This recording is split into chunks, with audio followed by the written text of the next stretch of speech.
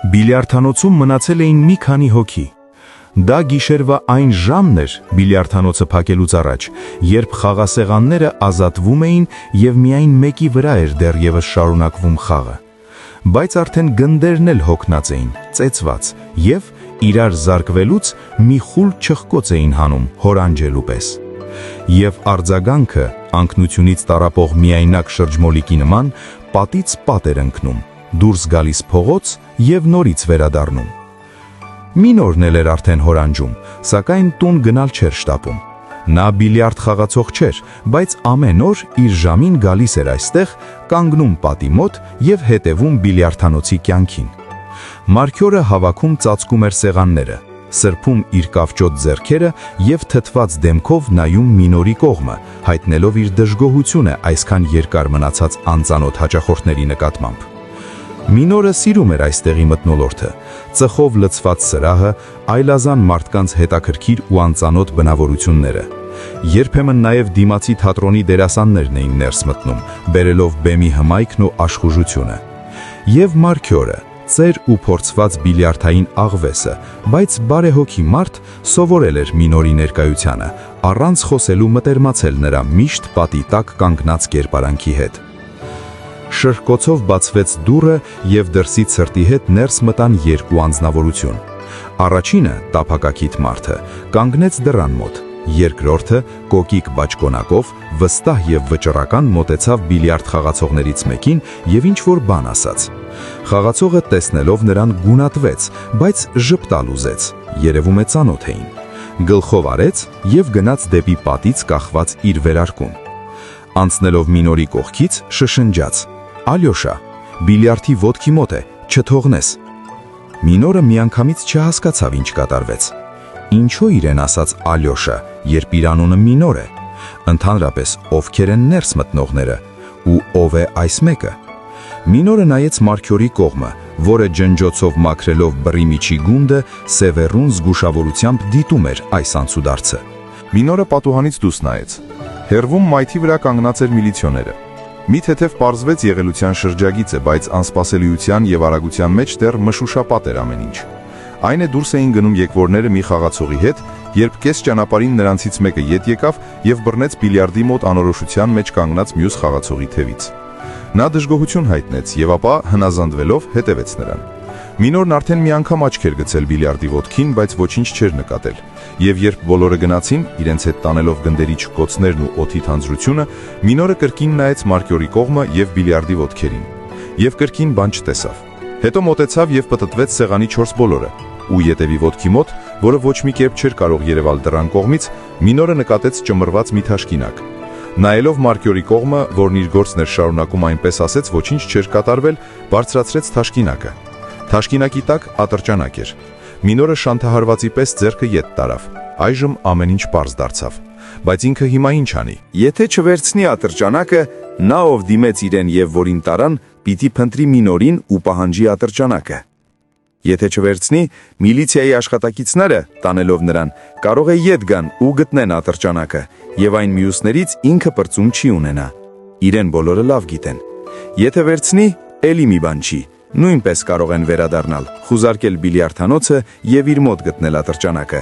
Ինչ անել։ Եվ Մինորը մոտեցավ Մարգյորին։ «Տես, այնտեղ ինչ կա», ասաց։ «Չգիտեմ», կտրուկ ասաց Մարգյորը, «չեմ տեսնի»։ Ու այնքան որոշակի ու հաստատակամ չնայեց իրեն ցույց տված կողմը, որ Մինորը հասկացավ, նա ամեն ինչ գիտե։ «Բա ինչ անեմ», շվարած հարցրեց Մինորը։ Նա ասաց «Վերցրու»։ Մարգյորը հեռացավ նրանից, ոչ էլ լսելով վերջին խոսքերը։ Մինորը վերցրեց թաշկինակը ատրճանակի հետ մեկտեղ, դրեց գրպանը ու կրկին գնաց իր տեղը, պատի մոտ, սպասելով, որ Մարգյորը վերջացնի իր գործը։ Նրանք դուրս եկան բիլիարդանոցից և հենց դռան մոտ Մարգյորը ցտեսություն ասաց և շտապ հեռացավ։ Մինորը զգուշ տուն մտավ, հայրը դեռ քնած չէր, նայեց դռան կողմը, եկար, մրմնջաց և պատրաստվեց մտնելու իր անկողինը։ Այդպես էր միշտ, մինչև չէր գալիս որդին, նա անկողին չէր մտնում։ Սպասում էր առանց հանդիմանանքի, որ ժամին էլ գալու լիներ Մինորը և սուսուփուս մտնում անկողին։ Հայր ու որդի այդպես ապրում էին մոր մահվանից հետո։ Մինորը կախեց վերարկուն, հանվեց ու նույնպես պառկեց իր անկյունում։ Մտածում էր միայն ատրճանակի մասին։ հոր տեսքը ավելի սրեց նրա վերաբերմունքը ատրճանակի նկատմամբ։ Ինքն իրեն արդեն ուրիշ մարդ էր թվում հոր առջեր։ Մինորը նայում էր առաստաղին եւ չէր մտածում քնելու մասին։ Ասես կտրվեց ժամանակը։ Հիմա սկսվեց մի նոր, դեռևս անծանոթ վիճակ։ Ոչ մի կերպ չէր կռահում շարունակությունը։ Իր ուղեղի շիկացումը ուղղաձիգ էր ու ելևէջներ չէր խոստանում։ Կյանքի մի նոր կարդիոգրամմա էր գծվում հիմա։ Մինորը հոր կողմը նայելով բարձրացավ տեղից, հազած ձևի համար հասկացնելով, թե մրսած է, քիթն է ուզում սրբել ու մոտեցավ վերարկուին։ Մրսել ես, համարյա քնի մեջ մտմտաց հայրը։ Հա, ասաց Մինորը եւ վերարկուի գրպանից հանեց թաշկինակի մեջ փաթաթած ատրճանակը։ Թաշկինակի ծայրով քիթը հնչեղ սրբեց, ապա առանց հայացքը հորից հեռացնելու թաշկինակի հետ ատրճանակը դրեց աթոռի թիկնակին հագցրած պիջակի գրպանը։ Գրպանը մետաղի ծանրությունից կախվեց։ Մինորը կրկին տեղավորվեց անկողնում, բայց ուղեղը այդպես արթուն էլ մնաց։ Այդպես մի աչքը հոր կողմը, մյուսը կախված գրպանին լուսացրեց գիշերը։ Այդպես Մինորը սկսեց ապրել ատրճանակի հետ։ Դեռ մտածում էր տանել հանձնել ուր որ հարկն է, հետո հիշում էր հետևանքները, որտեղից է, ումն է, վախենում էր եւ միլիցիայից, եւ ատրճանակի կիրոջից։ Բացի դրանից նրա ենթագիտակցության ծանցաղուտում մեղմեղագին լողում էր ատրճանակի հաճույքը։ Մինորի բնավորությանը ավելացավ մի նոր գիծ։ Բոլորը նկատում էին փոփոխությունը նրա մեջ եւ տարբեր բացատրություններ տալիս։ Իր ներսում շատ հարցեր էր լուծում Մինորը եւ լուծում էր ատրճանակով ուղեղում։ Մտքում քաշում էր ձգանը եւ երբեմն կրակում։ Դա շոշափելի էր։ Կեցության հակասությունների, չարի եւ բարու, կենսաձևի շատ առեղծվածքների, իր տառապանքների եռանդուն մասնակիցը եւ հարցերի պատասխանը մետաղյա կամքն էր, որ գտնվում էր իր մեջ։ Ատրճանակը դեռ գրպանից տեղափոխեց սեղանի դարակը, հետո տարավ խորհրդանոց, ապա հեռու մի վայրում թաղեց հողի մեջ։ Իսկ իր ներսում այն միշտ արկա էր, ու միշտ ակտիվորեն մասնակցում էր իր վճիռներին եւ ձևավորում վերաբերմունքը աշխարհի շատ երևույթների նկատմամբ։ Երբեմն լարում էր ձգանը, ապա մի քանի օր հետո սառը քրտինքը վրան զգում էր, որ իզուր էր, նորից հանգիստ էր տալիս, բայց այն մշտապես իր մեջ էր, կազմ ու պատրաստ։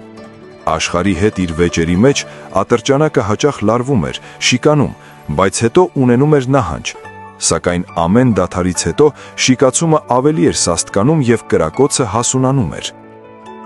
Մինորը ատրճանակը կրկին տուն բերեց ու պահեց իրեն ավելի մոտ։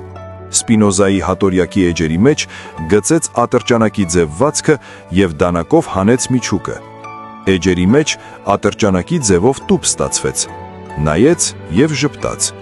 Կտրվածքի մի եզրը վերջանում էր ապացույց, աստված, սուբստանց բառերով, մյուսը հոգի, անվերջանալի էություն։ Եվ էլի բառեր էին, կես բառեր, կիսատ ու կտրված, մեկի սկիզբը չկար, մյուսի վերջը, եւ ստացվում էր բառերի խաղ, տարերի ցատկ, նշանների տոնահանթես։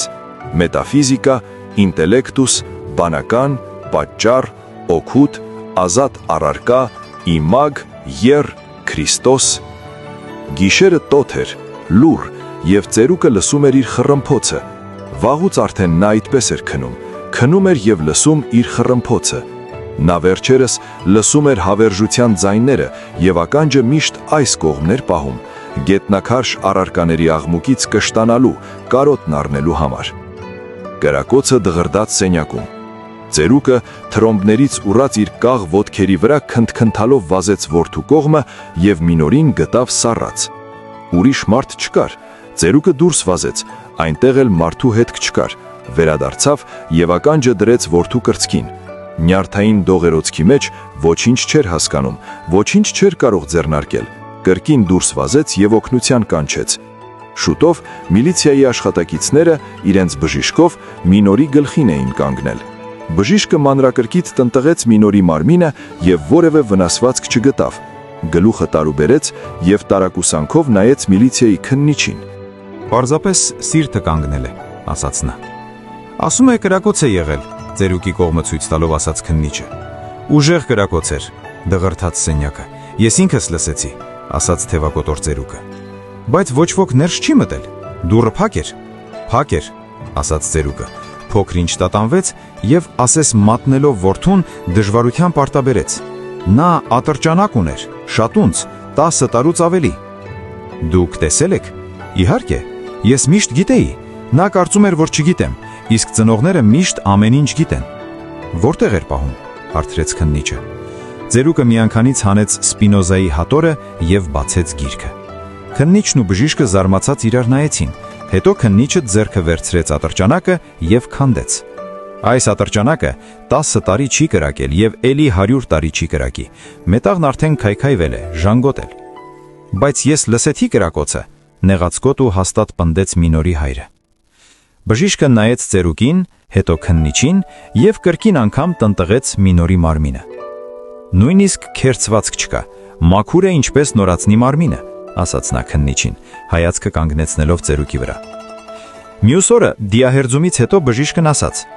«Սովորական ինֆարկտ է, բայց սրտամկանի վնասվածքը անսովոր ձև ունի, անցքի նման է, կարծես ներսից կրակել են, սրտի միջից»։ Ասաց ու ինքն իրեն հավանեց եւ մտածեց, որ կերպարային մտածողություն ունի, զի կարողացավ սրամիտ հարակցել ցնորամիտ ծերունու ասածը, նրա որդու սրտամկանի անսովոր պատրվածքը եւ իր կրթված ու հստակ հայացքի հեռավորությունից երևացող նրանց տան բանդագուշանքի հասարակ ու հասկանալի իրողությունը, որը ավելի հեռվից էր երևում, եւ այդ հեռու տարածությունից նաեւ ինքն էր տեսնվում, եւ այնպես, ինչպես ծերունին իրեն։